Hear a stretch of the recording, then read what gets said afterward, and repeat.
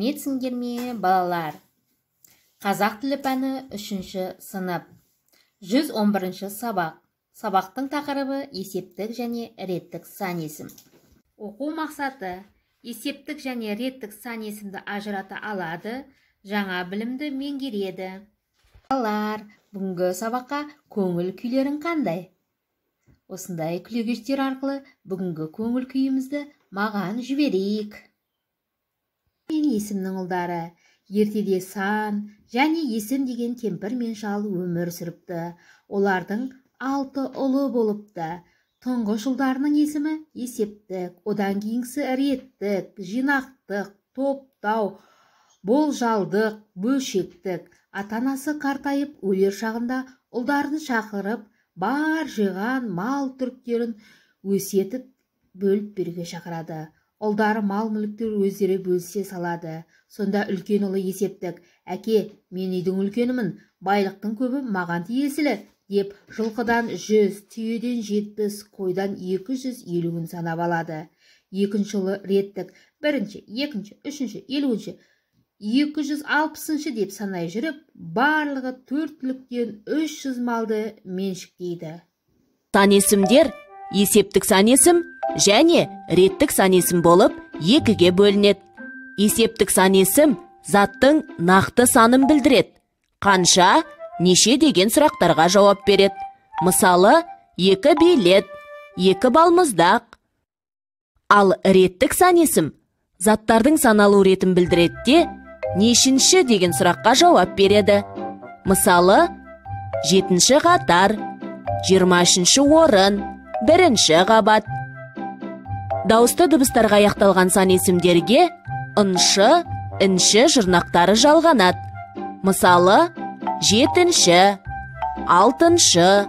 Дауыссыз дыбыстарға аяқталған сан есімдерге ыншы, інші жұрнақтары жалғанады.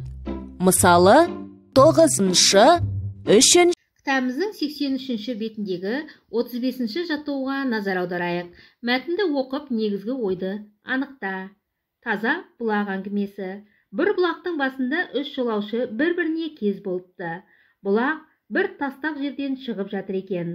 Бұлақтың қайнап жатқан көзіне жақын жерге бір қазандай қара тасты қойыпты да, тасқа: «Ей, жолаушы болсаң, осы таза бұлақтай бол», деп жазыпты.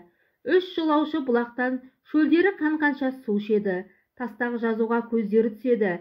Сонда бірінші жолаушы тұрып былай дейді: «Бұл жазылған ақыл сөз екен.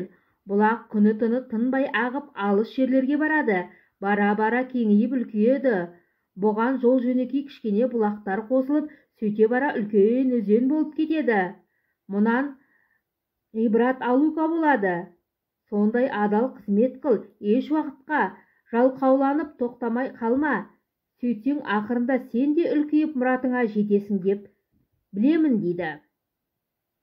Сұрақтарға жауап бер. Оқулықта берілген сұрақтарға жауап беріп, болжау жаса. Мәтіндегі қарамен берілген сан есімдерді оқып, салыстыр. Бұларды бір-бірінен өзгешелігін анықтап, өз тұжырымыңды жаса.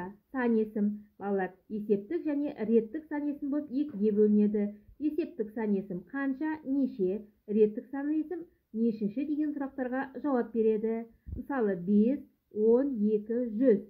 Нешінші, 2-ші, 10-шы. Есептік сан есім заттың нақтылы санын білдіріп, қанша, неше деген сұрақтарға жауап береді.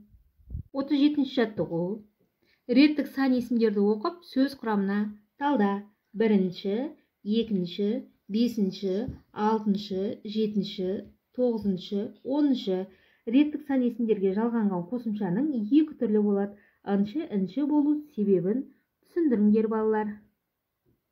Күнделікті ашайық, тапсырманы жазайық. Сабақтан алған білімді мұқият есте сақтайық. Үйге тапсырма: реттік, есептік сан есімдермен 5 сөйлем құрап жазып келеміз. Балалар, кері байланыс мұғалімге хат арқылы жүзеге асады. Ендеше қазір маған хат жолдау арқылы бүгінгі сабақты қалай түсінгендеріңді айтып беріңдер.